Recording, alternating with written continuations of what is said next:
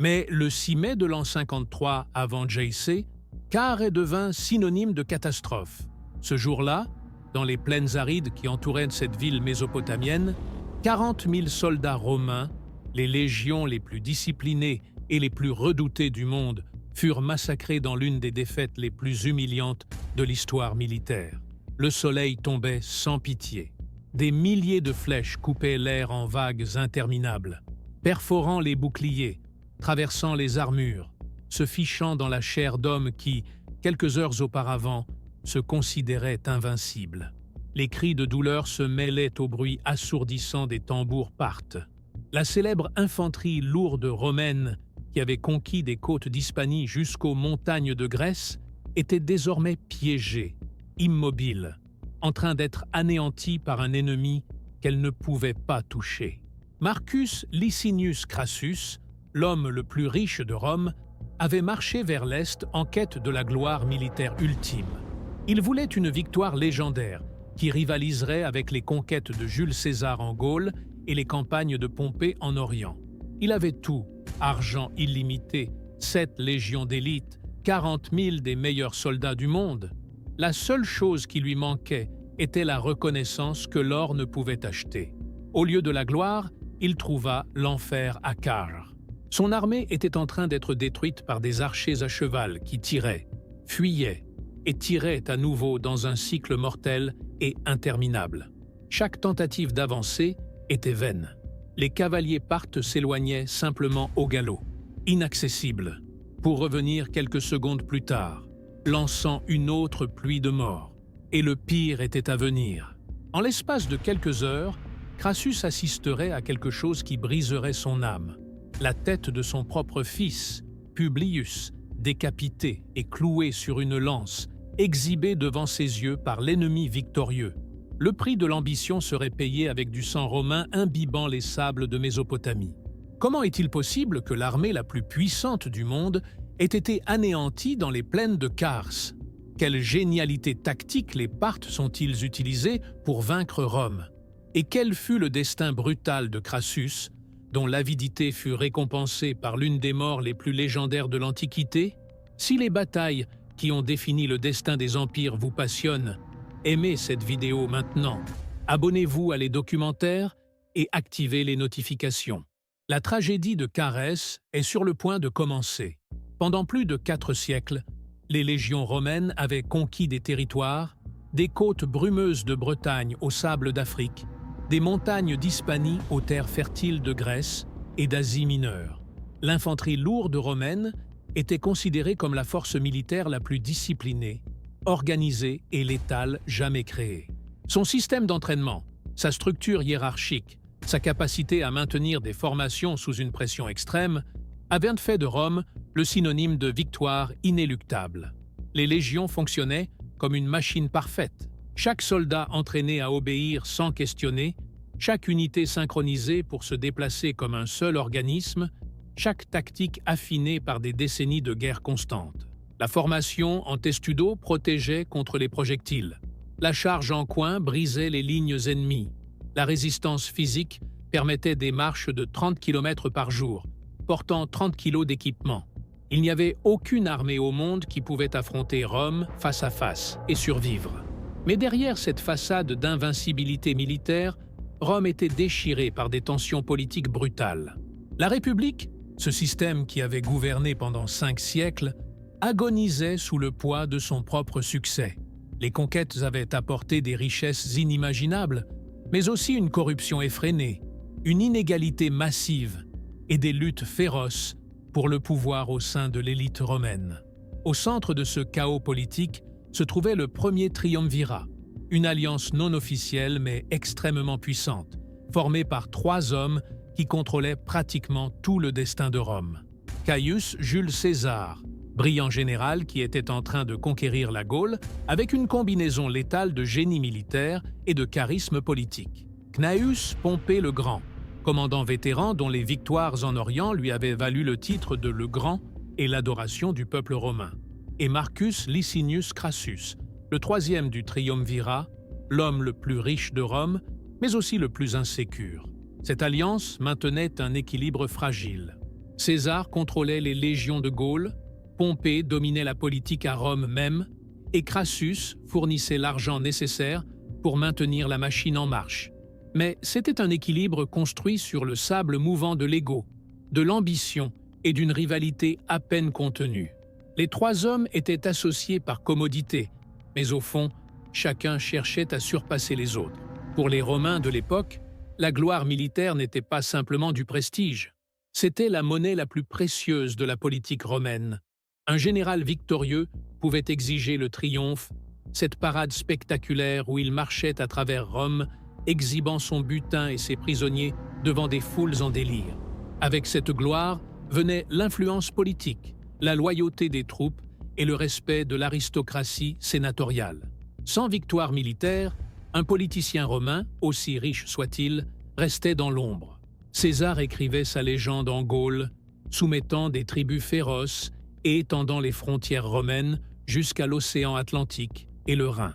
Ses lettres depuis le champ de bataille arrivaient à Rome, décrivant des victoires spectaculaires, et son nom était prononcé avec une admiration croissante. Pompée avait déjà atteint sa gloire des décennies auparavant, conquérant l'Orient et réorganisant des provinces entières sous la domination romaine. Son statut de héros militaire était solidifié dans la pierre. Et Crassus avait de l'argent, des montagnes d'argent. Mais à Rome, où la guerre était tout, l'argent ne vous menait que jusqu'à un certain point. Il avait réprimé la révolte des esclaves menée par Spartacus des années auparavant, crucifiant 6000 rebelles le long de la Via Appia comme avertissement brutal. Mais même cette victoire lui fut partiellement volée lorsque Pompée arriva à la fin et réclama une partie du mérite. L'humiliation brûlait dans le cœur de Crassus, comme du fer fondu. Dans une Rome où votre valeur se mesurait aux batailles gagnées et aux ennemis soumis, Crassus vivait le paradoxe cruel de tout avoir, sauf la seule chose qui importait vraiment, le respect. Cette expérience traumatisante forgea quelque chose de fondamental dans le caractère de Crassus, une obsession absolue pour la sécurité économique. Plus jamais il ne serait vulnérable, plus jamais il ne dépendrait du caprice des autres. Lorsqu'il revint à Rome après la victoire de Sylla, il ne revint pas comme un réfugié, mais comme un homme avec un plan pour devenir le plus riche de la République. Sa méthode pour construire sa fortune fut aussi ingénieuse que cruelle. Crassus identifia une opportunité que personne d'autre n'avait exploitée systématiquement, les incendies. Rome était une ville de bois, densément peuplée, où les feux étaient fréquents et dévastateurs. Crassus créa le premier corps de pompiers privé de l'histoire, composé de 500 esclaves entraînés spécifiquement pour combattre les incendies. Mais voici le génie sombre de son affaire. Lorsqu'une propriété prenait feu, Crassus arrivait sur les lieux et proposait de l'acheter sur le champ pour une fraction ridicule de sa valeur réelle. Si le propriétaire acceptait, ses esclaves éteignaient immédiatement le feu. S'il refusait, Crassus regardait simplement tout se réduire en cendres. Il ne s'arrêta pas là. Il achetait des bâtiments en ruine, les reconstruisait en utilisant une main-d'œuvre esclave bon marché et les louait ou les vendait avec d'énormes marges de profit. Il investit massivement dans les mines d'argent, dans les terres agricoles, dans le commerce des esclaves. Il prêtait de l'argent à des taux très élevés à des aristocrates ruinés qui n'avaient pas d'autre option. Chaque crise était une opportunité, chaque malheur d'autrui une porte vers plus de richesses. À son apogée, Crassus possédait des biens équivalents au budget annuel complet du trésor romain. Mais l'argent, aussi abondant soit-il, ne pouvait acheter le respect dans une société où le véritable prestige se mesurait en victoire militaire et en ennemis soumis. Plutarque, l'historien qui a rapporté sa vie, a écrit que Crassus possédait presque toutes les vertus, sauf une. L'insatiabilité. Ce n'était jamais assez. Chaque succès alimentait sa faim de plus, mais le vide dans son cœur demeurait. Sa première véritable occasion de prouver sa valeur militaire arriva lorsque Spartacus, un gladiateur thrace, mena la rébellion d'esclaves la plus dangereuse que Rome ait affrontée. 70 000 esclaves armés dévastaient l'Italie, battant des armées consulaires et terrorisant la population. Lorsque d'autres généraux échouèrent, Crassus s'offrit personnellement pour mener 8 légions contre les rebelles. Il financerait tout de sa propre poche, une démonstration spectaculaire de sa richesse, mais aussi de son désespoir de gloire. En l'an 71 avant JC, il accula et vainquit finalement Spartacus en Lucanie. La bataille fut brutale, et Crassus ne montra aucune pitié. 6000 prisonniers furent crucifiés le long de 200 km de la Via Appia, de Capoue à Rome. Tous les 30 mètres, un esclave crucifié pendait comme un avertissement vivant de ce qui arrivait lorsque l'on défiait Rome. C'était un message sans équivoque écrit dans le sang et la souffrance. Crassus espérait un triomphe grandiose, la reconnaissance définitive de son génie militaire. Mais Pompée, revenant d'Hispanie, intercepta un groupe d'esclaves fugitifs et prétendit avoir terminé la guerre. Le Sénat accorda le triomphe à Pompée, pas à Crassus. On ne lui donna qu'une ovatio, une célébration mineure, presque insultante en comparaison. L'amertume de Crassus fut profonde. Il avait dépensé sa fortune, commandé des légions, massacré des rebelles, et pourtant la gloire lui était refusée. Cette humiliation ne s'effaça jamais. Lorsque des années plus tard Pompée était appelé « le Grand », Crassus répondait avec dédain « Grand ? Quelle est exactement sa taille ?» C'était une blague, mais derrière le sarcasme se cachait une blessure ouverte qui ne guérit jamais. Bien qu'il ait été consul 2 fois, malgré son influence politique massive, malgré le fait d'avoir littéralement acheté la faveur de la moitié du Sénat, Crassus restait perçu comme le riche sans gloire, le banquier qui jouait aux soldats. Avez-vous déjà senti que, peu importe ce que vous accomplissez, il y a toujours quelque chose qui vous échappe? Crassus, l'homme qui pouvait acheter pratiquement tout à Rome, ne pouvait acheter la seule chose qu'il désirait vraiment, être rappelé comme un héros militaire à la hauteur de Pompée et de César. Ce besoin le consumait de l'intérieur et le mènerait directement vers les sables de Mésopotamie. Les Parthes étaient les héritiers directs de la tradition guerrière perse, descendants de tribus nomades qui avaient conquis de vastes régions lors de l'effondrement de l'Empire séleucide 2 siècles auparavant. Leur capitale, Ctésiphon, s'élevait majestueusement sur les rives du Tigre, rivalisant en splendeur avec les grandes cités du monde antique. Mais contrairement à Rome, qui gouvernait par la centralisation rigide du pouvoir, l'Empire parthe fonctionnait comme une fédération complexe de nobles semi-indépendants, unis sous l'autorité du roi des rois. Cette structure décentralisée confondait les Romains, qui interprétaient l'apparente absence de contrôle direct comme une faiblesse organisationnelle. Ils ne pouvaient pas être plus dans l'erreur. Le système parthe permettait une flexibilité extraordinaire. Chaque seigneur régional maintenait ses propres forces militaires, prêtes à se mobiliser lorsque l'Empire le requérait. C'était un réseau de pouvoir distribué qui pouvait répondre rapidement aux menaces sur plusieurs frontières simultanément. L'économie parthe était basée sur quelque chose que Rome convoitait désespérément: le contrôle absolu des routes commerciales entre l'Orient et l'Occident. La route de la soie passait directement par le territoire parthe, transportant des soies chinoises, des épices indiennes, des pierres précieuses et des produits exotiques vers les marchés de la Méditerranée. Les Parthes agissaient comme des intermédiaires puissants, taxant chaque caravane, accumulant des richesses immenses sans avoir besoin de conquêtes agressives. Cette prospérité commerciale finançait leur appareil militaire sophistiqué et leur permettait de maintenir leur indépendance face aux puissances voisines. Culturellement, les Parthes représentaient une fusion unique entre les traditions nomades des steppes et la civilisation urbaine mésopotamienne. Leurs aristocrates parlaient grec et perse, appréciaient l'art hellénistique, mais maintenaient des coutumes guerrières ancestrales.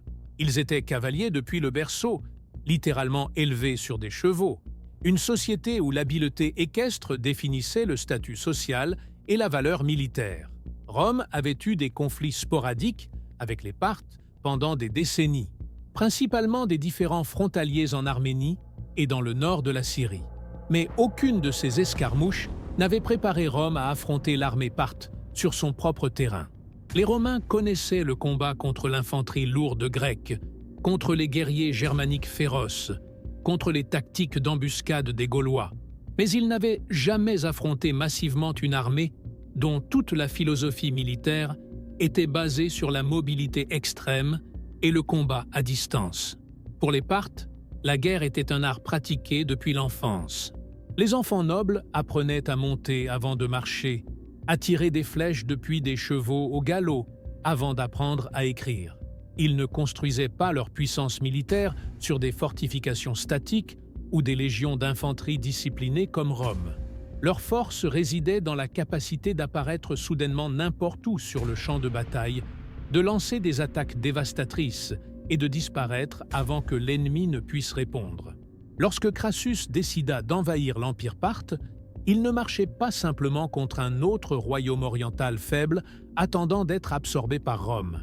Il était sur le point de se heurter à une civilisation militaire complètement différente, forgée au cours de siècles de conflits dans les vastes plaines d'Asie, où la vitesse était plus précieuse que l'armure lourde, et où le terrain ouvert faisait de la mobilité l'avantage tactique définitif. Chaque archer parthe commençait son entraînement dès l'enfance.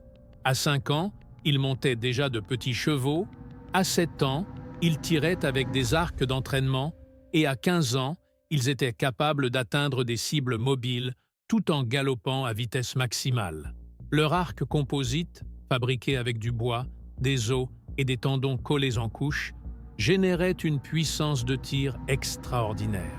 À 100 mètres de distance, une flèche parthe pouvait traverser le bouclier de bois renforcé de fer d'un légionnaire romain et continuer à pénétrer pour se ficher dans sa chair. Mais le véritable génie n'était pas seulement dans l'arc, mais dans la tactique qui l'accompagnait. Les Parthes avaient perfectionné ce que les Romains appelleraient avec mépris la guerre des lâches, l'attaque de harcèlement. Des groupes de cavaliers s'approchaient de l'ennemi en formation dispersée, lançaient des volées massives de flèches et se retiraient avant que l'infanterie ne puisse contre-attaquer. C'était une danse létale, répétée encore et encore, conçue pour saigner l'ennemi lentement sans jamais risquer le combat au corps à corps. C'est ici que naît l'expression qui a survécu pendant 2000 ans, le tir parthe.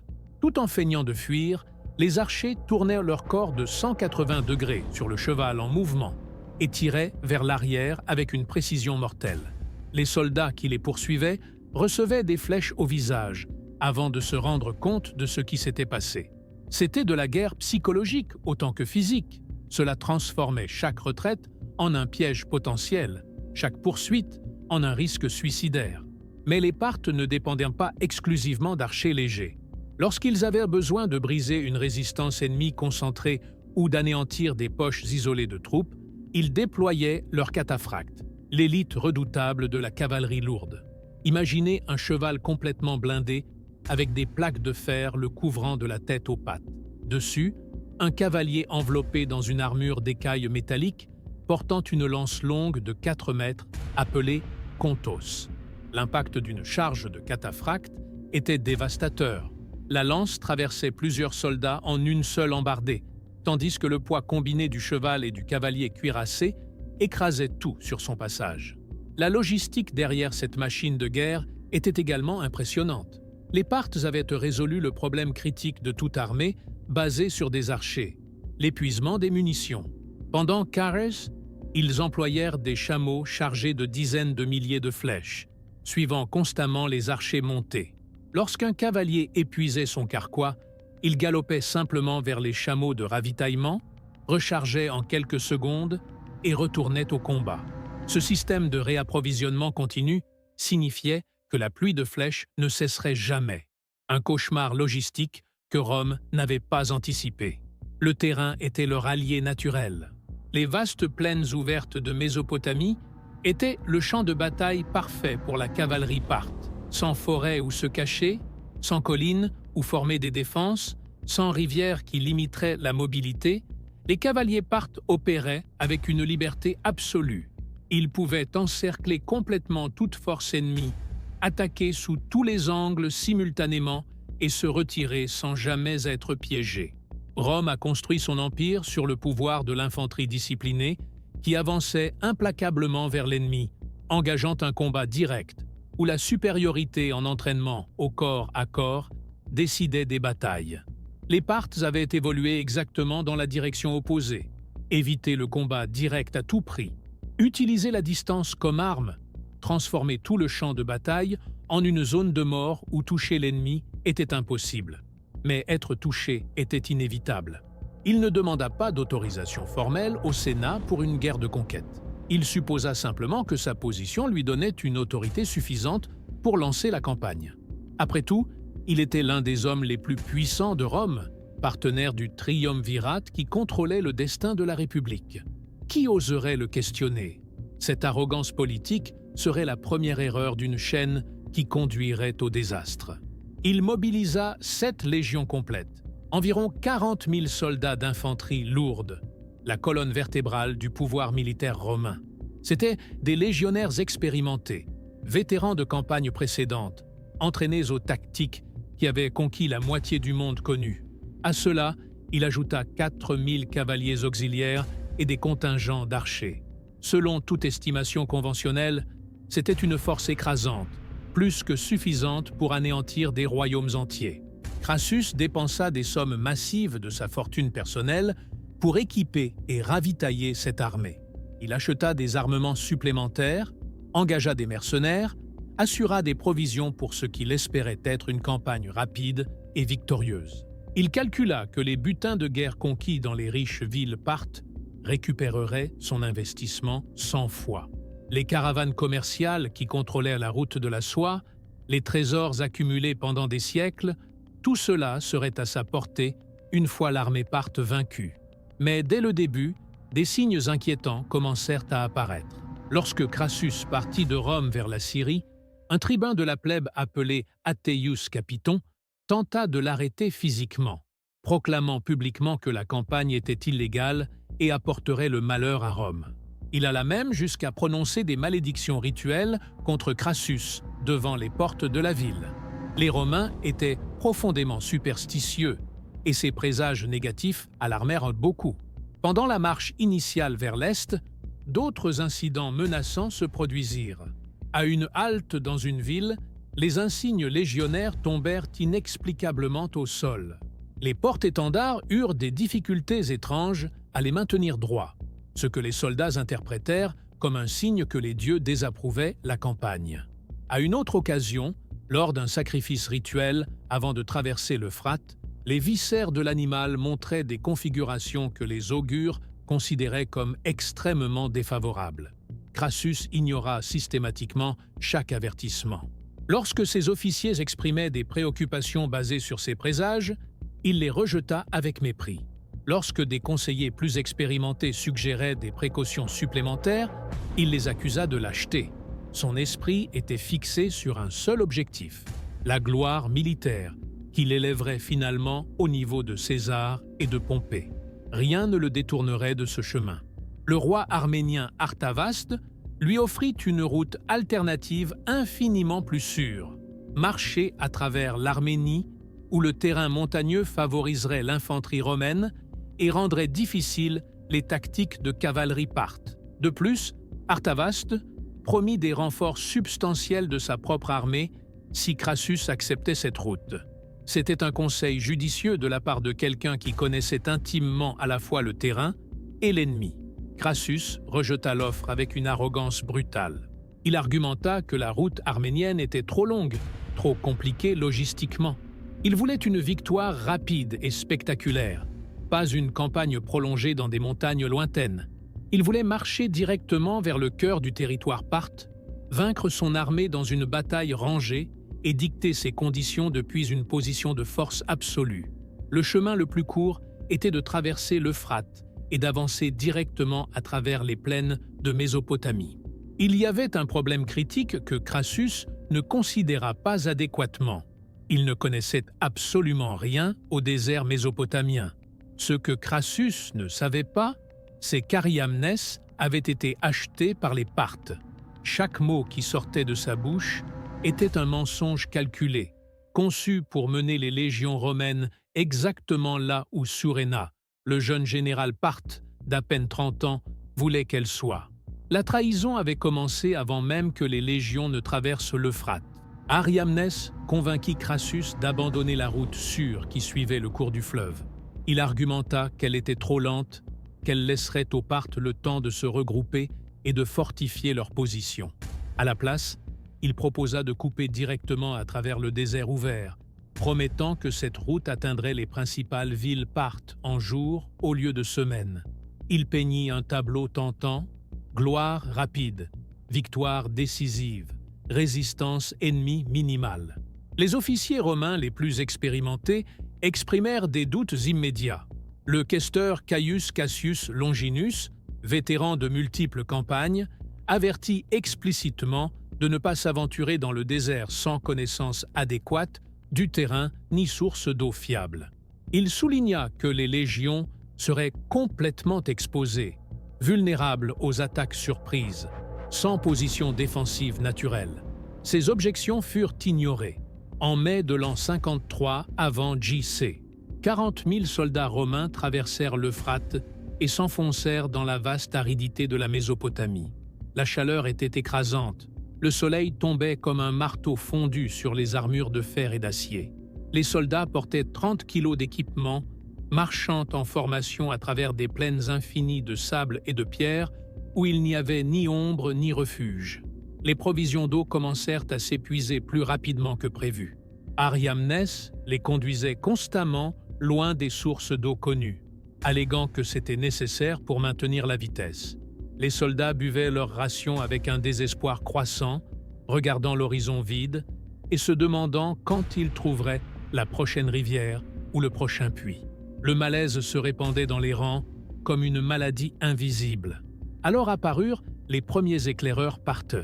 De petits groupes de cavaliers, observant à des distances sûres, disparaissant avant que la cavalerie romaine ne puisse les intercepter. Chaque observation augmentait la tension. Les soldats commençaient à comprendre qu'ils ne chassaient pas l'ennemi. Ils étaient observés, traqués, étudiés comme des animaux marchant vers un piège. Ariamnès assurait constamment que l'armée parthe principale était loin, dispersée, effrayée par la magnificence des légions romaines. Il disait que Suréna n'avait qu'à peine 10 000 cavaliers, une force insignifiante comparée à la puissance de Rome. Ce qu'il ne mentionnait pas, c'est que ces 10 000 cavaliers étaient exactement le nombre nécessaire pour exécuter parfaitement la stratégie parthe. La nuit avant la bataille, les éclaireurs romains signalèrent des concentrations massives de cavalerie parthe se déplaçant dans les environs. Crassus ordonna d'accélérer la marche vers Cara, croyant que l'atteindre leur donnerait une position défensive. Il ne comprenait pas que Suréna n'avait aucune intention de les laisser arriver. À l'aube du 6 mai, les légions virent de la poussière s'élever à l'horizon. Des milliers de cavaliers parthes émergèrent de la distance, les encerclant progressivement dans un cercle de plus en plus étroit. Le terrain était exactement comme Suréna l'avait prévu, plaine complètement ouverte, sans rivières à traverser, sans collines où se réfugier, sans forêt où se cacher. C'était le champ de bataille parfait pour la cavalerie et le pire scénario imaginable pour l'infanterie lourde. Les légions romaines se formèrent automatiquement dans leur configuration défensive standard. 40 000 hommes s'organisant en ligne compacte, boucliers levés, pilum prêts à être lancés lorsque l'ennemi s'approcherait suffisamment. C'était la formation qui avait vaincu des armées à Carthage, en Macédoine, en Gaule. Une muraille humaine de fer et de discipline qui avait écrasé chaque défi pendant des siècles. Les légionnaires, malgré leur épuisement et leur soif, maintenaient le sang-froid professionnel qui était la fierté de Rome. Crassus s'attendait à une charge frontale. C'était ainsi que fonctionnaient les batailles dans son expérience. L'ennemi chargeait contre les lignes romaines, les pilums décimaient les premières rangées, puis commençait le combat au corps à corps, où la supériorité romaine en entraînement et en armement décidait du résultat. Il avait vaincu Spartacus exactement de cette manière. C'était la doctrine militaire romaine éprouvée pendant des générations. Les Parthes ne chargèrent pas. Au lieu de cela, ils commencèrent à se déplacer en formation fluide autour des légions, se maintenant toujours à distance de sécurité, les encerclant dans des cercles de plus en plus serrés. C'était comme observer une meute de loups traquant un bison blessé, patient, calculateur, attendant le moment parfait. Les tambours commencèrent à résonner, un vacarme rythmique qui se propageait à travers les plaines ouvertes. Alors vint le son que les Romains n'oublieraient jamais. Des milliers d'instruments à vent fabriqués avec du cuir tendu sur des cadres de bronze, produisant un rugissement assourdissant qui secouait l'air lui-même. Plutarque, l'historien qui a rapporté la bataille, écrivit que c'était comme le rugissement de bêtes sauvages mêlées au tonnerre artificiel. Ce n'était pas simplement du bruit, c'était de la guerre psychologique calculée, conçue pour éroder le moral romain avant même que la première flèche ne vole. Les légionnaires regardaient nerveusement les cavaliers parthes exécuter des manœuvres coordonnées sans jamais s'approcher suffisamment pour être atteints. Les soldats commençaient à comprendre que cet ennemi ne se battrait pas selon les règles qu'ils connaissaient. Il n'y aurait pas de choc de bouclier. Il n'y aurait pas de combat où le muscle et l'acier romain pourraient démontrer leur supériorité. Ce serait un autre type de guerre. Crassus ordonna de maintenir la formation. C'était la réponse romaine standard. Discipline, cohésion, attendre que l'ennemi commette l'erreur d'attaquer directement. Les officiers criaient des ordres, maintenant les hommes en ligne, interdisant de poursuivre les cavaliers qui passaient ironiquement près, juste pour s'éloigner avant de pouvoir être atteints. Alors commença le véritable cauchemar. Simultanément, comme s'ils répondaient à un signal invisible, des milliers d'archers parthes tirèrent leurs arcs. Le ciel s'assombrit littéralement de flèches. Ce n'était pas une métaphore poétique, c'était une description littérale. Des dizaines de milliers de projectiles lancés en volées coordonnées, tombant comme une pluie mortelle sur les formations romaines. Les flèches parthes n'étaient pas des projectiles ordinaires. Fabriquées avec des pointes de fer conçues spécifiquement pour percer l'armure, tirées depuis des arcs composites avec une puissance extraordinaire, elles tombaient avec une force suffisante pour traverser les boucliers romains de bois renforcés de fer. Les légionnaires levèrent leurs boucliers, formant la testudo, cette formation de tortue où les boucliers s'entrelacent, créant un dôme protecteur au-dessus des soldats. Mais les flèches parthes perçaient même la testudo. Les pointes traversaient le premier bouclier, continuaient à pénétrer et se fichaient dans les bras, les épaules, les jambes. Les soldats blessés tombaient, brisant la formation, créant des brèches qui exposaient les autres. Les cris de douleur commençaient à se mêler au sifflement constant des flèches coupant l'air et à l'impact brutal lorsqu'elles se fichaient dans la chair ou s'écrasaient contre le métal. Crassus ordonna d'avancer. Si les Parthes ne venaient pas à eux, les légions iraient vers les Parthes. Des milliers de soldats commencèrent à se déplacer en formation serrée, essayant de réduire la distance avec les archers. Mais au moment où les légions avançaient, les cavaliers s'éloignaient simplement au galop, se maintenant toujours hors de portée, tirant constamment tout en reculant. C'était de la folie tactique. Les Romains poursuivaient un ennemi qu'ils ne pouvaient atteindre tout en subissant des dégâts continus. Lorsqu'ils s'arrêtaient, épuisés, les Parthes cessaient de reculer et commençaient à se rapprocher à nouveau, reprenant le bombardement à distance de sécurité. C'était une danse mortelle où les Parthes contrôlaient complètement le rythme, la distance et le moment de chaque échange. La formation en testudo qui avait protégé les légions contre les projectiles ennemis dans des dizaines de batailles précédentes se transformait maintenant en piège mortel. Les soldats étaient compressés les uns contre les autres, boucliers au-dessus de leur tête, formant un toit protecteur. Mais cela les rendait complètement immobiles. Ils ne pouvaient pas manœuvrer, ils ne pouvaient pas contre-attaquer, ils pouvaient à peine bouger sans rompre la formation et s'exposer. Ils étaient des cibles statiques, tandis que l'ennemi se déplaçait librement. Les Parthes avaient parfaitement identifié la faiblesse critique de cette tactique. Chaque fois que les Romains formaient la testudo pour se protéger des flèches, ils perdaient toute mobilité. Les cataphractes chargeaient alors contre des segments spécifiques de la formation. Imaginez une demi-tonne de cheval blindé et de cavaliers cuirassés s'écrasant contre des hommes qui peuvent à peine bouger. La lance Contos de 4 mètres traversait le premier soldat, continuait à pénétrer et empalait le second. parfois le troisième. L'impact brisait la formation compacte. Lorsque les Romains rompèrent la Testudo pour se défendre de l'attaque de cavalerie lourde, les archers reprenaient immédiatement le bombardement de flèches. C'était un dilemme sans solution. Rester en Testudo signifiait être vulnérable aux cataphractes. Rompre la formation signifiait être exposé aux archers. Les Parthes alternaient systématiquement entre les deux types d'attaques, exploitant chaque faiblesse sans permettre de répit. Les pertes commençaient à s'accumuler de manière effroyable. Des hommes avec des flèches fichées dans les bras, les jambes, les torses, incapables de les retirer, car les pointes étaient conçues avec des crochets qui déchiraient la chair en étant enlevés. Des soldats avec de multiples blessures saignant lentement, s'affaiblissant jusqu'à s'effondrer. La discipline romaine maintenait les lignes intactes, mais à chaque minute qui passait, la situation devenait plus désespérée. Crassus avait calculé que les Parthes finiraient par épuiser leurs flèches. C'était une logique militaire de base. Aucune armée ne pouvait soutenir ce volume de feu indéfiniment. Les légionnaires résistaient, espérant qu'à tout moment, le bombardement cesserait par manque de munitions. Alors ils pourraient poursuivre les archers désarmés et transformer la bataille en combat au corps à corps où Rome était suprême. Mais les flèches ne s'épuisèrent jamais. Suréna avait amené des centaines de chameaux chargés de dizaines de milliers de projectiles.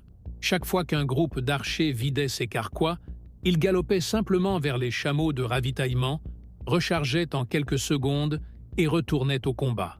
C'était une logistique militaire brillante, un système de réapprovisionnement continu que les Romains n'avaient pas anticipé et qu'ils n'avaient aucun moyen d'interrompre. Lorsque les légionnaires comprirent finalement que les flèches ne cesseraient jamais, la panique psychologique commença à se propager. Il n'y avait aucun espoir de tenir jusqu'à ce que l'ennemi manque de munitions. Il n'y avait aucune opportunité de réduire la distance et de se battre selon les termes romains. Ils étaient massacrés lentement, sans pouvoir répondre efficacement. Les officiers tentaient de maintenir le moral en criant des ordres, rappelant aux hommes leur entraînement, invoquant l'honneur de Rome. Mais il était difficile de maintenir la discipline lorsque chaque respiration pouvait être la dernière, lorsque le soldat à côté de vous tombait avec une flèche dans la gorge, lorsque votre bouclier était si plein de flèches que vous pouviez à peine le tenir. Le désespoir de Crassus était visible. Ce vétéran qui avait écrasé la rébellion de Spartacus, qui avait crucifié des milliers d'ennemis, qui avait commandé des légions dans de multiples campagnes, était maintenant paralysé, ne sachant que faire. Chaque tactique romaine standard était inutile contre cet ennemi. Avancer était impossible car les Parthes reculaient, simplement. Se retirer était suicidaire car ils seraient encore plus vulnérables pendant la retraite. Rester immobile signifiait une mort lente, sous une pluie interminable de flèches. Le champ de bataille était littéralement couvert de projectiles. Des milliers de flèches fichées dans le sol, dans les boucliers, dans les cadavres, dans des hommes encore vivants mais blessés.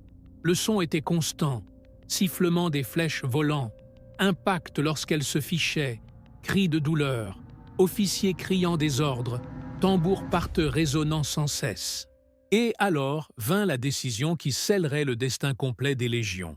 Crassus, désespéré de rompre l'encerclement d'une manière ou d'une autre, prit la détermination la plus catastrophique possible. Envoyer son fils Publius avec un détachement d'élite pour attaquer directement les archers parthes et les obliger à se battre ou à fuir. Lorsque Marcus Licinius Crassus regarda son fils cet après-midi infernal sous le soleil de Mésopotamie, il vit la seule lueur d'espoir possible de rompre l'encerclement parthe. Les légions principales étaient massacrées lentement, incapables de contre-attaquer efficacement. Si quelqu'un pouvait changer le cours de la bataille, ce serait une force mobile de cavalerie capable d'égaler la vitesse parthe. La mission était claire, mais presque impossible. Mener 1300 cavaliers gaulois, 500 archers et 4000 fantassins d'élite pour attaquer directement les archers parthes montés et les obliger à se disperser ou à se retirer complètement. Les cavaliers gaulois étaient les meilleurs que Rome possédait, des guerriers tribaux qui avaient férocement combattu César avant d'être recrutés au service romain. C'étaient d'excellents combattants à cheval, comparables en habileté équestre à de nombreux peuples orientaux. Publius accepta sans hésiter. C'était son devoir en tant qu'officier romain, mais c'était aussi sa nature. Plutarque a rapporté qu'il embrassa son père avant de partir, conscient du danger extrême, mais déterminé à accomplir la mission. Marcus Licinius Crassus l'observa s'éloigner avec l'espoir désespéré que ce jeune homme brillant pourrait réaliser ce que 40 000 légionnaires n'avaient pas réussi à faire, toucher l'ennemi. Initialement, la stratégie sembla fonctionner. Les cavaliers gaulois chargèrent contre les formations d'archers parthes avec une vitesse impressionnante, lances basses, cris de guerre résonnants. Les Parthes commencèrent à se retirer, apparemment surpris par l'agressivité de l'attaque.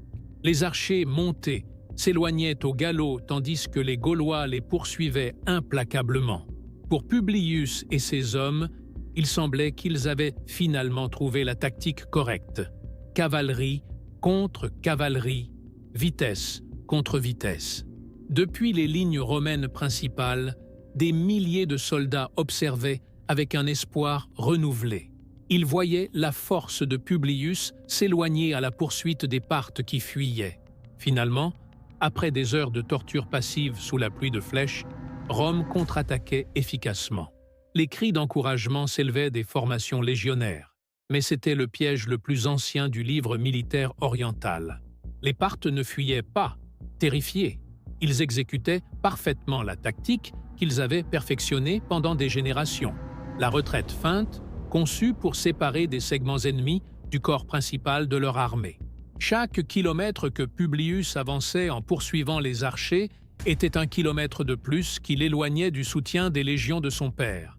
Lorsque Publius et ses hommes furent suffisamment isolés, à plusieurs kilomètres de l'armée principale, la nature réelle du piège se révéla avec une brutalité absolue.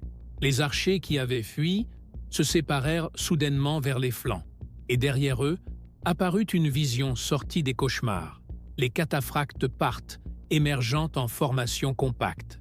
Imaginez la scène du point de vue d'un cavalier gaulois. Vous avez poursuivi des archers pendant des kilomètres, votre cheval est épuisé par le galop, votre sang pompe avec l'adrénaline de la poursuite. Soudain, les archers se dispersent, et devant vous apparaissent des centaines de cavaliers complètement blindés, montant des chevaux également cuirassés. Chacun porte une lance conto de 4 mètres, les pointes pointant directement vers vous. Il n'y a pas le temps de s'arrêter, pas l'espace pour manœuvrer, pas moyen de s'échapper. La charge des cataphractes était comme être frappé par un mur d'acier mobile. Le poids combiné du cheval et du cavalier blindé, accéléré au galop complet, générait un impact dévastateur. Les lances conto traversèrent le premier cavalier gaulois, continuaient à pénétrer et empalaient le second, parfois le troisième, en une seule embardée. Hommes et chevaux étaient renversés violemment, écrasés sous le poids de la charge. Les cavaliers gaulois tentèrent de résister vaillamment. C'étaient des guerriers expérimentés. Ils avaient combattu dans des dizaines de batailles. Mais ils étaient équipés pour le combat de cavalerie légère et moyenne, pas pour affronter la cavalerie super lourde cuirassée. Leurs lances rebondissaient sur les armures d'écailles métalliques des cataphractes. Leurs épées pouvaient à peine trouver des points faibles dans la protection complète qui couvrait cavaliers et montures. Pire encore, les archers parthes qui avaient faim de fuir encerclaient maintenant complètement la force de Publius, coupant toute voie d'évasion vers l'armée principale. Ils commencèrent à tirer de toutes les directions simultanément. L'infanterie d'élite romaine qui accompagnait Publius tenta de former des défenses, mais en terrain ouvert sans le soutien des légions principales, ils étaient des cibles faciles. Les cavaliers gaulois se battirent avec une férocité désespérée. Certains réussirent à renverser des cataphractes en attaquant les chevaux, les seuls points relativement vulnérables. Mais pour chaque Parthe qui tombait, 10 Gaulois mouraient. La mathématique brutale de la bataille était inexorable. En l'espace de moins d'une heure, plus de 1000 des meilleurs cavaliers de Rome gisaient morts ou mourants dans les sables mésopotamiens. Publius Crassus se battit personnellement avec une bravoure qui aurait fait la fierté de tout Romain. Plutarque a rapporté des détails spécifiques de ces derniers instants. Grièvement blessé par de multiples flèches, Avec son épée inutile contre les armures parthes, il vit ses hommes être anéantis systématiquement autour de lui. Les Gaulois qui survivaient encore l'entouraient de manière protectrice, refusant d'abandonner leur commandant même lorsque la mort était inévitable. Lorsqu'il devint clair qu'il n'y avait aucune possibilité de survivre ni de s'échapper, Publius prit la décision finale d'un noble romain face à une défaite absolue.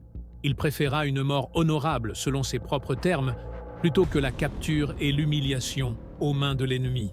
Il ordonna à son écuyer, un soldat celte nommé Censorinus, de le tuer. L'écuyer, en pleurs, obéit à l'ordre de son commandant. Après, il se suicida lui-même avec de nombreux autres officiers romains qui choisirent la mort plutôt que la reddition. Les Parthes décapitèrent le corps de Publius. Sa tête fut clouée à la pointe d'une lance haute. Ce qui s'ensuivit fut l'un des actes de guerre psychologiques les plus brutaux rapportés dans l'histoire militaire antique. Les Parthes chevauchèrent directement vers les lignes romaines principales, brandissant la tête de Publius bien haut, l'exhibant de manière proéminente pour que tous puissent la voir. Marcus Licinius Crassus était en train d'organiser désespérément les défenses lorsqu'il vit les cavaliers parthes s'approcher. Initialement, il pensa qu'ils apportaient des nouvelles. Peut-être que son fils avait remporté une victoire partielle. Alors, il vit la lance. Alors, il vit la tête. L'horreur de ce moment est presque impossible à imaginer. Votre fils, le jeune homme brillant en qui vous aviez placé tous vos espoirs, réduit à un trophée macabre exhibé par l'ennemi victorieux. Plutarque écrivit que les Parthes criaient avec moquerie, en montrant la tête, qui étaient les parents de cet homme si noble et courageux. Il ne pouvait certainement pas être le fils d'un lâche comme Crassus. C'était une insulte calculée, conçue pour détruire psychologiquement le commandant romain. Et cela fonctionna de manière dévastatrice. L'impact sur le moral romain fut catastrophique. Des milliers de soldats avaient vu Publius partir avec un espoir renouvelé. Maintenant, ils le voyaient mort, décapité, transformé en instrument de moquerie ennemi. Si une force d'élite commandée par l'un des meilleurs jeunes officiers de Rome avait été anéantie si complètement, quel espoir restait-il aux légions principales? Crassus tenta de garder son sang-froid, rappelant à ses hommes le devoir romain, invoquant l'honneur de leurs ancêtres. Mais sa voix se brisait, ses mains tremblaient. La douleur paternelle luttait contre la responsabilité de commandant, et les deux perdaient face à l'horreur écrasante de comprendre que son ambition avait tué son propre fils. Il avait amené Publius dans ce désert infernal en quête de gloire personnelle, et le prix avait été payé avec la vie du jeune homme. Les Parthes ne donnèrent aucun répit. Ils reprirent l'attaque contre les légions principales avec une férocité redoublée. Les tambours résonnaient plus fort, les flèches tombaient plus densément, les cataphractes chargeaient contre les points faibles de la formation romaine. Maintenant, ils savaient avec une certitude absolue qu'ils avaient la victoire complète à portée. L'ennemi était brisé psychologiquement autant que physiquement. L'après-midi tirait vers le soir. Le champ de bataille était couvert de cadavres romains, des milliers d'hommes morts ou grièvement blessés. Les soldats qui survivaient encore étaient au bord de l'effondrement complet. Soif extrême, épuisement physique, terreur psychologique. Et maintenant, la mort de Publius Crassus avait détruit tout espoir restant. Lorsque la nuit tomba finalement, les Parthes se retirèrent temporairement. Ce n'était pas de la miséricorde, c'était de la tactique. Combattre de nuit était difficile et risqué même pour eux. Ils préféraient attendre l'aube pour achever la destruction. Cette pause donna à Crassus l'opportunité de tenter la seule chose qui restait, une retraite désespérée vers Carès. Sur le champ de bataille, la scène était apocalyptique. 20 000 cadavres romains couvraient les plaines sous les étoiles. Des milliers d'autres gisaient blessés, certains avec de multiples flèches encore fichées dans leur corps, d'autres écrasés par des charges de cataphractes, beaucoup mourant lentement de soif et de perte de sang. Le silence effrayant après des heures de combat constant n'était brisé que par les gémissements des agonisants et les sanglots des survivants traumatisés. Marcus Licinius Crassus était complètement détruit. Plutarque a rapporté que le général romain se contenta de s'allonger sur le sol, immobile, incapable de parler cohérément ou d'émettre des ordres.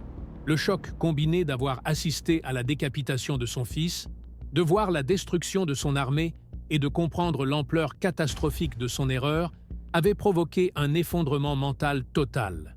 L'homme le plus riche de Rome, l'un des 3 dirigeants du monde méditerranéen, réduit à un état catatonique sur du sable imbibé de sang romain. Ses officiers survivants prirent le commandement en urgence. Caius Cassius Longinus, le questeur qui avait mis en garde contre l'entrée dans le désert, et Caius Octavius assumèrent le leadership, organisant un conseil militaire urgent. Les options étaient limitées et toutes terribles. Rester signifiait une mort certaine lorsque les Parthes reviendraient à l'aube. Tenter de maintenir des positions défensives en terrain ouvert était suicidaire. La seule possibilité était de se retirer immédiatement à la faveur de l'obscurité vers Cars, espérant que les murs de la ville offriraient une protection que les plaines ne pouvaient pas donner. Ils prirent la décision la plus déchirante que des officiers militaires peuvent affronter: abandonner les blessés qui ne pouvaient pas marcher. Les emmener ralentirait fatalement la retraite, permettant aux Parthes d'atteindre et de massacrer tout le monde. C'était une mathématique brutale de survie. Sacrifier 4000 hommes blessés pour sauver possiblement 10 000 qui pouvaient encore bouger. Les cris des soldats abandonnés résonnaient dans la nuit, tandis que les légions survivantes commençaient à se retirer silencieusement. Des hommes suppliant de ne pas les laisser, implorant une mort rapide au lieu d'attendre la torture ou l'exécution partout à l'aube. Certains officiers exécutaient par miséricorde leurs propres soldats blessés avant de partir. D'autres s'éloignaient simplement sans regarder en arrière, incapables de supporter émotionnellement ce qu'ils faisaient.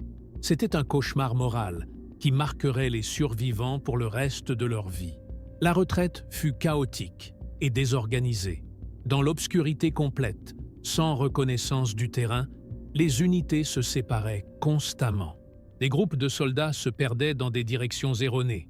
La panique grandissait d'heure en heure. Certains hommes couraient désespérément, d'autres avançaient en rampant d'épuisement. La légendaire discipline romaine s'était complètement désintégrée sous une pression insupportable. Ignatius, commandant de 300 cavaliers, atteignit Carès vers minuit. Il alerta le commandant de la garnison, Coponius, du désastre puis continua de fuir vers Zeugma sans s'arrêter. Sa priorité était de sauver sa propre unité, pas d'attendre les autres. Coponius organisa immédiatement une force de sauvetage pour chercher les survivants dans l'obscurité. Crassus arriva finalement à Carès, après avoir été littéralement traîné par ses officiers et avoir rejoint la colonne de sauvetage de Coponius. Mais des milliers de soldats erraient encore, perdus dans le désert lorsque l'aube commença à poindre. Des groupes entiers marchaient dans des directions complètement erronées, s'éloignant de la sécurité au lieu de s'en rapprocher. D'autres avançaient douloureusement, lentement, portant des compagnons blessés qu'ils refusaient d'abandonner. Lorsque le soleil se leva le 7 mai, les Parthes retournèrent sur le champ de bataille. Ils trouvèrent 4000 blessés romains qui avaient été abandonnés pendant la nuit. Il n'y eut aucune miséricorde. Tous furent exécutés systématiquement. Certains choisirent le suicide plutôt que de permettre aux Parthes de les tuer. Le massacre fut méthodique et complet. Alors les éclaireurs Parthes aperçurent des colonnes de soldats romains dispersés, tentant encore d'atteindre Cars. La chasse commença à nouveau. 4 cohortes complètes furent encerclées sur une colline et anéanties. Seuls 20 hommes de ces unités réussirent à s'échapper. Dans les plaines ouvertes, les cavaliers Parthes poursuivaient de petits groupes de légionnaires, les tuant ou les capturant sans résistance significative. C'était plus une exécution qu'une bataille. Les Parthes n'assiégèrent pas Carès immédiatement. Suréna n'avait pas l'équipement de siège, ni suffisamment d'infanterie pour prendre une ville fortifiée. Mais il n'en avait pas non plus besoin. Les Romains étaient piégés, sans provisions adéquates, sans espoir de renfort, encerclés par un territoire hostile. Le temps favorisait complètement les Parthes. Ils pouvaient simplement attendre que les Romains meurent de faim ou tentent de s'échapper. Moment où il serait massacré à nouveau en terrain ouvert. Après plusieurs jours de tension, Suréna envoya des messagers offrant des négociations. Il proposa que Crassus le rencontre personnellement pour discuter des conditions de paix. L'offre semblait raisonnable en surface. Les Parthes permettraient aux survivants romains de retourner en Syrie si Crassus signait un traité cédant toute la Mésopotamie au contrôle parthe et promettait que Rome n'envahirait plus jamais. C'était évidemment un piège, mais les officiers romains étaient désespérés. Cassius se méfiait profondément des intentions parthes et conseilla de rejeter l'offre.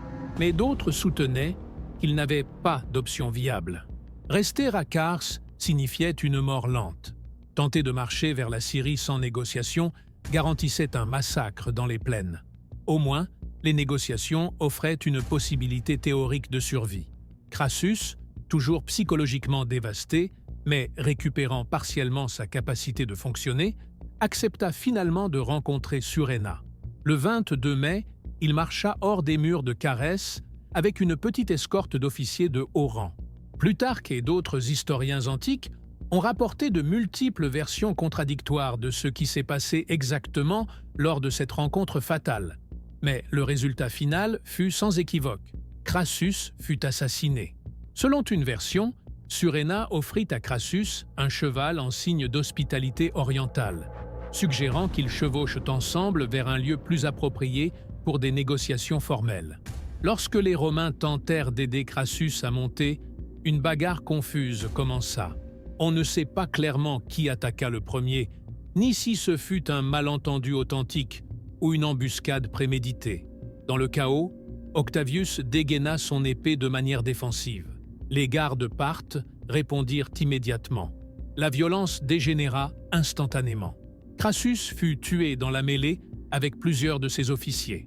Cassius Longinus réussit à s'échapper miraculeusement du chaos et reviendrait finalement en Syrie avec des fragments de l'armée. Ce serait le même Cassius qui participerait des décennies plus tard à l'assassinat de Jules César, emportant avec lui les leçons amères apprises dans les sables de Mésopotamie. Les circonstances exactes de la mort de Crassus firent l'objet de multiples récits légendaires. Dion Cassius, écrivant des décennies plus tard, affirma que les Parthes versèrent de l'or fondu dans la bouche de son cadavre en guise de punition symbolique pour son avarice légendaire. Plutarque rapporta qu'ils coupèrent sa tête et ses mains, les envoyant au roi Parthe Orode comme trophée et organisant un triomphe burlesque avec sa tête utilisée comme accessoire théâtral pendant les célébrations. Il est impossible de déterminer quelle part de ces histoires est une vérité historique versus une mythologie vengeresse créée ultérieurement par des Romains humiliés. Ce qui est certain, c'est que Crassus mourut ignominieusement loin de Rome, son corps profané d'une manière ou d'une autre par l'ennemi qu'il avait sous-estimé fatalement. L'homme le plus riche du monde méditerranéen, qui possédait des richesses équivalentes au budget annuel complet de Rome, termina sa vie comme un trophée mutilé exhibé par des barbares orientaux. Les quelques 10 000 survivants restants furent capturés systématiquement. Les Parthes les envoyèrent en Margiane, aux frontières orientales les plus reculées de l'Empire parthe, près de ce qui est aujourd'hui le Turkménistan. Là, ils serviraient de garnison frontalière défendant le territoire parthe contre les incursions venant d'Asie centrale. C'était un bannissement permanent, condamnés à vivre et à mourir à des milliers de kilomètres de chez eux, dans des terres qu'aucun Romain n'avait jamais vues. Les aigles légionnaires, les étendards sacrés qui représentaient l'honneur de chaque légion, furent capturés par les Parthes. C'était l'humiliation maximale possible pour Rome. Ces aigles resteraient aux mains des Parthes pendant des décennies jusqu'à ce qu'elles soient finalement récupérées par la diplomatie sous l'empereur Auguste, et non par une victoire militaire. 20 000 légionnaires morts, 10 000 capturés et envoyés en esclavage permanent aux frontières les plus reculées de l'Empire parthe. Les aigles sacrés de 7 légions perdues, profanés aux mains de l'ennemi. L'homme le plus riche de Rome décapité et sa tête utilisée comme accessoire théâtral lors de célébrations parthées. C'était une humiliation qui secouait les fondements même de l'identité romaine. le mythe de l'invincibilité légionnaire avait été brutalement brisé. Pendant des générations, Rome avait enseigné au monde méditerranéen que ses légions étaient imbattables, que la discipline et l'organisation romaine surpasseraient inévitablement tout ennemi. Carès démontra qu'il existait des adversaires et des terrains où les tactiques romaines traditionnelles étaient complètement inutiles. Les Parthes avaient révélé une faiblesse fondamentale dans le système militaire romain qui ne pouvait être ignorée. Le Sénat déclara des jours de deuil officiels. Des sacrifices massifs furent réalisés dans les temples, tentant d'apaiser des dieux qui avaient clairement abandonné les légions en Mésopotamie. Des familles entières s'habillaient de noir, pleurant des pères, des frères, des fils qui ne reviendraient jamais. L'ampleur des pertes touchait pratiquement chaque strate de la société romaine. Ce n'était pas seulement un désastre militaire, c'était une tragédie nationale. Mais les conséquences politiques furent également dévastatrices. Le premier triumvirat, cette alliance non officielle qui avait contrôlé Rome pendant des années, s'effondra instantanément avec la mort de Crassus. L'équilibre délicat entre trois hommes ambitieux fut rompu, ne laissant que Jules César et Cnaeus Pompée. Crassus avait fonctionné comme médiateur et contrepoids entre ces deux géants. Sans lui, rien n'empêchait leur rivalité de se transformer en conflit ouvert. Les frontières orientales romaines restèrent dangereusement exposées. La Syrie, la province stratégique qui contrôlait l'accès à la Méditerranée orientale, était pratiquement sans défense. Les Parthes auraient théoriquement pu envahir le territoire romain avec une résistance minimale. Heureusement pour Rome, Suréna n'avait ni l'autorisation ni les ressources pour des campagnes offensives étendues. Il avait accompli sa mission de défense du territoire parthe, et politiquement, il était plus prudent de ne pas provoquer une vengeance romaine immédiate par une invasion agressive. Ironiquement, le brillant général Suréna paya un prix terrible pour sa victoire. Le roi Parthéorode, jaloux du succès militaire de son subordonné et craignant que la popularité de Suréna ne menace le trône, ordonna son exécution peu après le triomphe de Carès.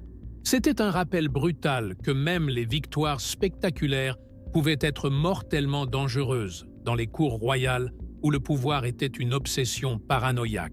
Marc-Antoine, le puissant triumvir qui succéderait à César des décennies plus tard, lança une campagne de vengeance massive contre la Parthie en 36 avant JC. Il amena une armée encore plus grande que celle de Crassus, avec une meilleure planification et reconnaissance territoriale. Il échoua également de manière désastreuse, perdant des milliers de soldats sans remporter de victoire décisive.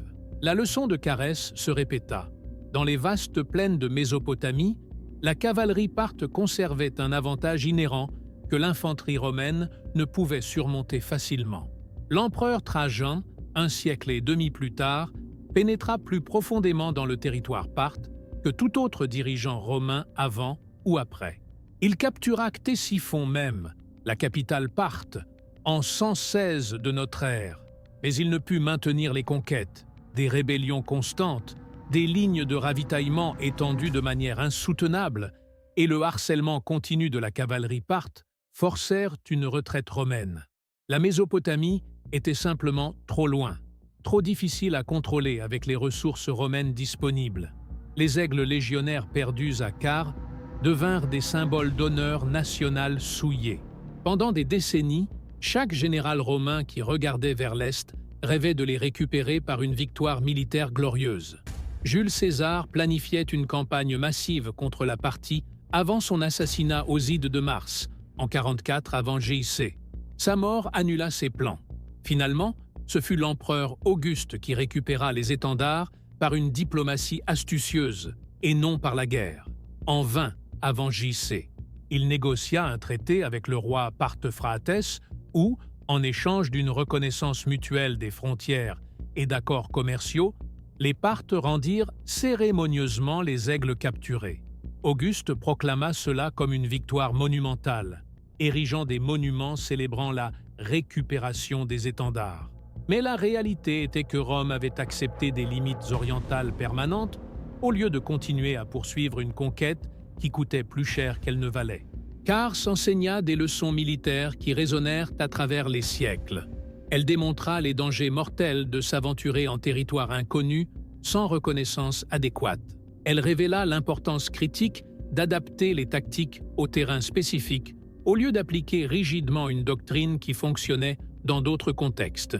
Elle souligna la valeur de la mobilité et de la flexibilité par rapport à la force brute et au nombre supérieur dans certaines situations. Pour les historiens militaires modernes, Cares représente un cas classique de comment la supériorité tactique dans un domaine spécifique peut neutraliser complètement les avantages numériques et organisationnels généraux. Les Parthes n'avaient pas individuellement de meilleurs soldats que Rome, ni une plus grande population, ni une économie plus forte. Mais dans les plaines ouvertes de Mésopotamie, leur philosophie militaire basée sur la cavalerie mobile était simplement supérieure à l'infanterie lourde romaine. Le contexte a déterminé le résultat plus que la capacité abstraite. L'erreur stratégique fondamentale commença avant même que la première flèche ne soit tirée. Crassus décida d'envahir un territoire complètement inconnu, sans reconnaissance adéquate, ni renseignements fiables sur l'ennemi. Il rejeta explicitement l'offre arménienne de fournir à la fois des guides expérimentés et une connaissance détaillée du terrain et des capacités parthes. Cette ignorance volontaire lui coûta tout. Il marcha aveuglément vers un piège parfaitement préparé. La décision de s'enfoncer directement dans le désert, au lieu de suivre la route sûre de l'Euphrate, fut une logistique suicidaire. Les légions avaient besoin d'eau constante, surtout en portant 30 kilos d'équipement sous le soleil mésopotamien brutal.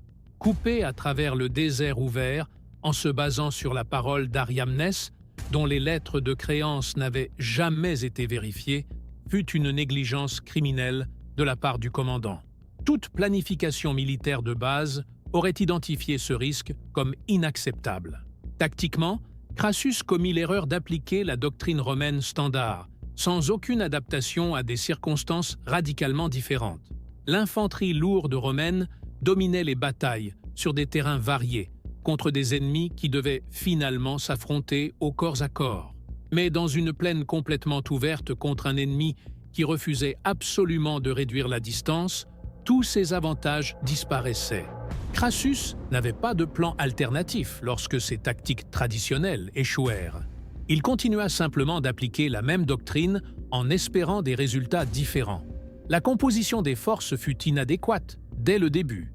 40 000 légionnaires d'infanterie lourde contre 10 000 cavaliers nécessitaient un soutien massif de cavalerie propre pour égaler la mobilité ennemie. Crassus n'avait que 4 000 cavaliers, complètement insuffisants pour protéger les flancs des formations d'infanterie en terrain ouvert.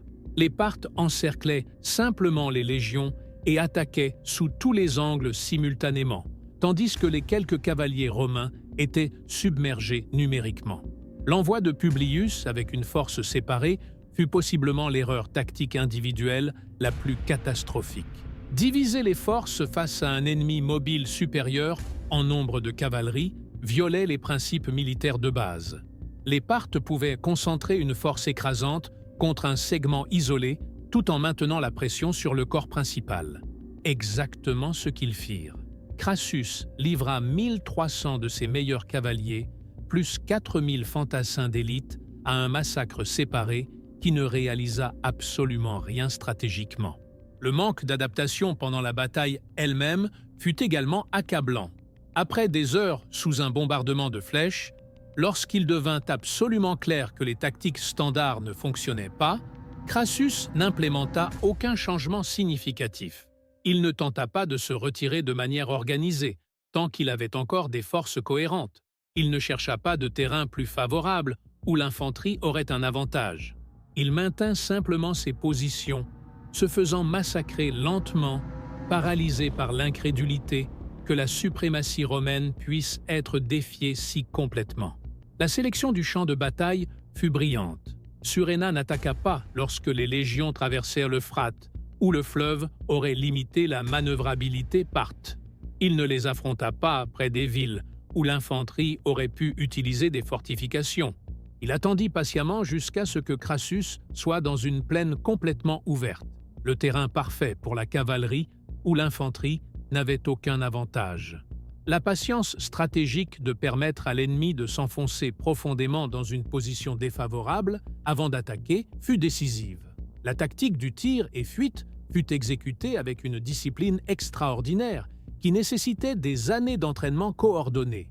Maintenir des milliers de cavaliers se déplaçant synchroniquement en formation fluide, tout en tirant constamment, sans jamais être piégés par des contre-attaques ennemies, exigeait une habileté équestre et une coordination que peu de forces militaires dans l'histoire ont égalée. Les archers parthes transformèrent la mobilité en arme définitive. Le système logistique de réapprovisionnement avec des chameaux chargés de flèches fut une innovation brillante qui transforma la bataille. Historiquement, les archers épuisaient rapidement leurs munitions en combat intense.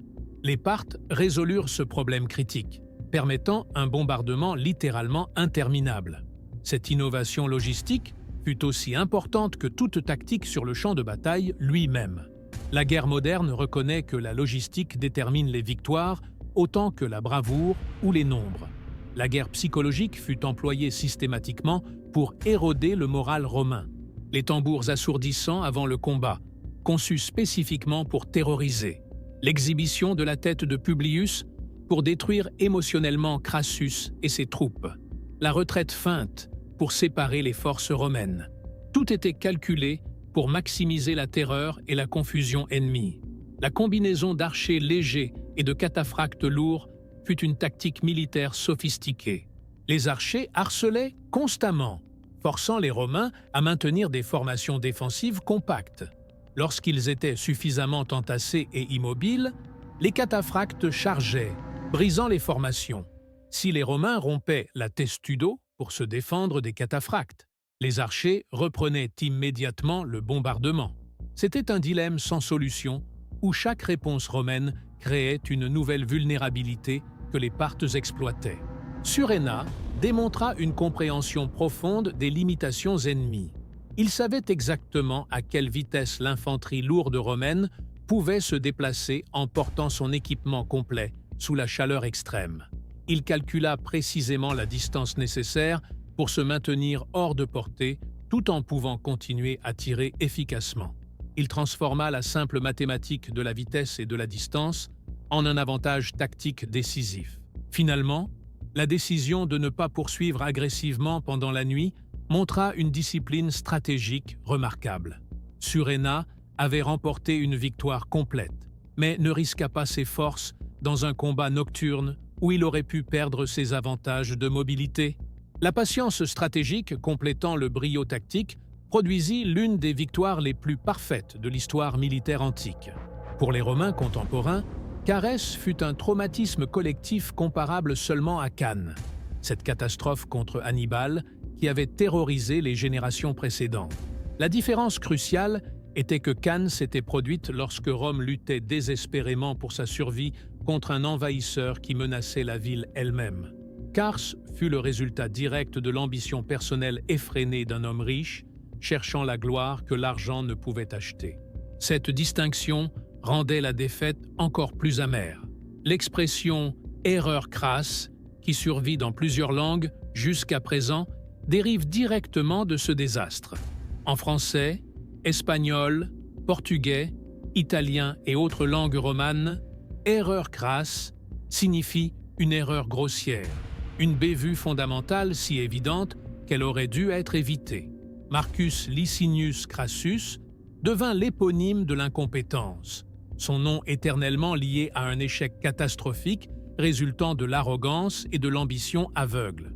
Militairement, Carès entra dans le canon des batailles que les étudiants en guerre doivent connaître. Avec Cannes, Gaugamel, Waterloo et Stalingrad, elle représente un moment où un avantage tactique spécifique a complètement surpassé des avantages stratégiques généraux. Les Parthes n'étaient pas une civilisation plus avancée que Rome, ne possédaient pas une économie supérieure, ni une population plus grande. Mais dans les plaines ouvertes de Mésopotamie, avec une cavalerie mobile contre une infanterie lourde, ils avaient un avantage décisif qu'ils exploitèrent parfaitement. La bataille influença directement le développement militaire romain ultérieur. Les réformes implémentées après Cars augmentèrent significativement la composante de cavalerie dans les armées romaines. Les légions apprirent à opérer de manière plus coordonnée avec des unités montées. De nouvelles tactiques furent développées spécifiquement pour affronter la cavalerie légère ennemie en terrain ouvert. Cars força Rome à évoluer militairement d'une manière qu'elle n'aurait pas jugée nécessaire sans ce choc traumatique. Culturellement, la bataille entra dans la littérature romaine comme un avertissement moral.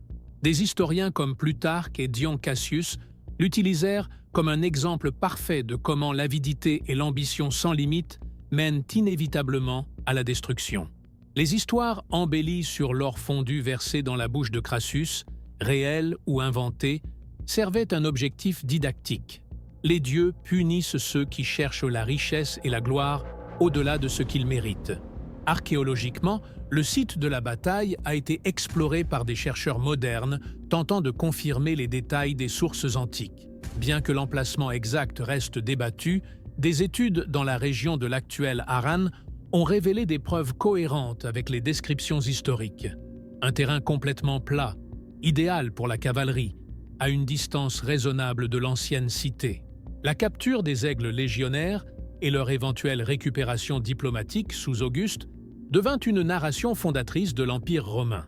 Auguste utilisa la récupération des étendards comme propagande, démontrant que la nouvelle Rome impériale était plus sage que la République arrogante, capable d'obtenir par la diplomatie ce que la force brute n'avait pu obtenir. Première leçon fondamentale. Connaissez votre ennemi avant de l'affronter. Crassus envahit un territoire contrôlé par une civilisation sur laquelle il ne savait pratiquement rien. Il n'investigua pas leurs capacités militaires, ne reconnut pas le terrain, n'écouta pas ceux qui avaient une connaissance régionale. Cette ignorance volontaire est un péché qui se répète constamment à travers l'histoire militaire. Napoléon en Russie, les États-Unis au Vietnam, de multiples puissances en Afghanistan, tous ont subi des versions de la même erreur, sous-estimer des adversaires inconnus. Deuxième leçon, la supériorité numérique et technologique ne garantit pas la victoire si le contexte favorise l'adversaire. Rome avait 4 fois plus de soldats que Suréna, un meilleur armement défensif, une organisation supérieure, une économie plus forte. Rien de tout cela n'importa dans les plaines ouvertes où la mobilité était reine. Dans votre propre vie professionnelle ou personnelle, cette leçon résonne. Avoir plus de ressources ne signifie pas une victoire automatique si le terrain de jeu favorise les forces de votre adversaire. Troisième leçon. L'adaptabilité l'emporte systématiquement sur la rigidité. Les Romains appliquèrent des tactiques qui avaient fonctionné pendant des siècles dans d'autres contextes. Lorsqu'elles échouèrent, ils ne s'adaptèrent pas. Ils continuèrent d'exécuter la même doctrine en espérant des résultats différents, la définition classique de la folie. Les Parthes, en revanche, avaient évolué spécifiquement pour leur environnement, développant une philosophie militaire complètement différente, optimisée pour le terrain où ils opéraient. Quatrième leçon. L'ambition sans prudence est autodestructrice. Crassus avait tout, une richesse inimaginable, un pouvoir politique, une influence sociale, mais il avait besoin de plus. Il avait besoin d'une gloire militaire qui égalerait César et Pompée. Ce besoin l'aveugla face aux risques évidents, le fit rejeter les conseils judicieux, l'amena à ignorer les avertissements clairs. Combien de carrières, d'entreprises, de vies ont été détruites par une ambition qui ne reconnaît pas de limites raisonnables. Cinquième leçon. Le terrain détermine la tactique autant que la tactique détermine le résultat. Les commandants brillants comprennent qu'où vous combattez est aussi important que comment vous combattez. Suréna choisit le champ de bataille parfaitement. Crassus permit qu'on l'amène sur un terrain où tous ses avantages disparaissaient. Dans les affaires, la politique, la vie personnelle, cette vérité demeure. Le contexte est critique. Avez-vous déjà poursuivi quelque chose si intensément que vous avez ignoré des signaux évidents de danger? Avez-vous appliqué des stratégies qui ont fonctionné dans un contexte à des situations complètement différentes en espérant le même résultat? Vous êtes-vous laissé guider par l'ambition plutôt que par un jugement prudent, ces questions que Crassus aurait dû se poser sont des questions auxquelles chacun de nous est confronté. Cars nous rappelle que même les plus puissants ont des limites, que l'arrogance finit par rencontrer une humble brutalité, que sous-estimer des adversaires que nous ne comprenons pas invite au désastre, que l'ambition sans sagesse conduit à la destruction. Si ce voyage à travers l'une des batailles les plus dévastatrices de l'histoire vous a impressionné, laissez-nous un commentaire. Quelle est, selon vous, la plus grande erreur de Crassus? L'arrogance? L'ambition? L'incompétence tactique? Et si vous voulez plus d'histoires de batailles qui ont changé le monde, abonnez-vous à Les Documentaires et activez les notifications. Dans notre prochain épisode, nous explorerons une autre bataille légendaire où un empire a atteint sa limite. Rejoignez notre communauté de passionnés d'histoire militaire. À bientôt pour le prochain documentaire.